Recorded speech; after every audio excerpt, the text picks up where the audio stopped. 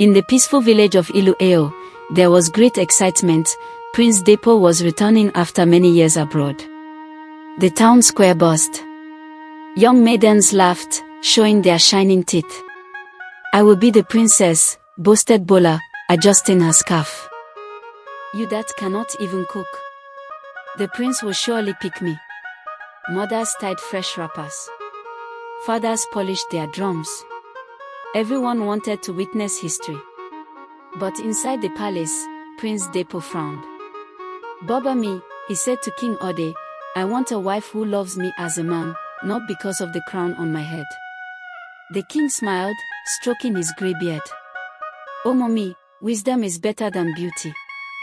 Do as you wish."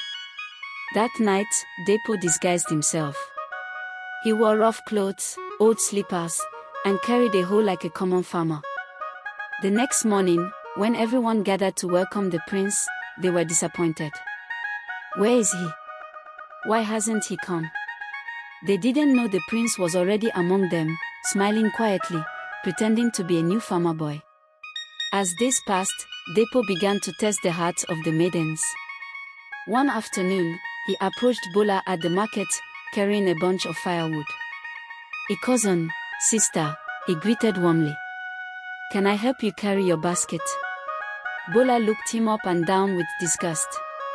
"You, a dirty farmer like you. Please shift. Don't stain my wrapper." She turned her nose up and walked away, laughing with her friends. Later, he met Sod near the stream. "Good afternoon," Depo said, smiling. Sod hissed loudly. "Look at this rag-wearing boy. Go and find your level. Don't come near me, I beg." She turned her back on him sharply, laughing with her friends as they mocked him. Other girls did worse. Some laughed at his torn slippers, others whispered behind his back. None of them saw kindness in their hearts. Depo said nothing. He only smiled sadly and walked on, his heart growing heavy. Then one evening, by the riverside, he saw Laura, the quiet daughter of the basket weaver. She sat humming softly as she washed calabashes.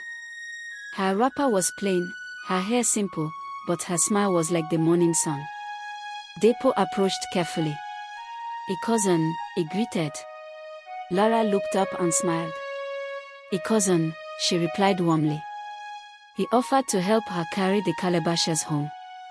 She accepted without mockery or suspicion. On the way, they talked about the river, about the harvest, about simple joys. Laura never asked who he was, how rich he was, or what he owned. Day after day, they met and laughed together under the trees. When the festival of yams finally came, the king announced, "Tonight, my son will reveal himself and choose his bride." The village square danced with colors and music. Bola wore bright beads. Each maiden prepared herself to be chosen. The drums rolled. The villagers gasped. The ragged farmer boy they had insulted and laughed at was Prince Depo. Depo stood proudly in royal robes, his crown shining in the sun. The boasting girls began to shiver. Bola's knees wobbled. Sod almost fainted. But Depo did not even look at them. He walked straight to Laura, who stood quietly by the side, her hands trembling slightly. Before the whole village, he knelt down and said, "Laura, will you be my queen?" Tears welled up in Laura's eyes. She nodded. "I will." The village erupted into cheers, songs, and dancing. Bola and Sod covered their faces in shame. They had lost not just the crown, but a good man, because of pride. And so, Prince Depo and Queen Lara ruled Ilueo with love, kindness, and wisdom. And the elders would say, "A cloth that looks fine on you must not be torn by pride."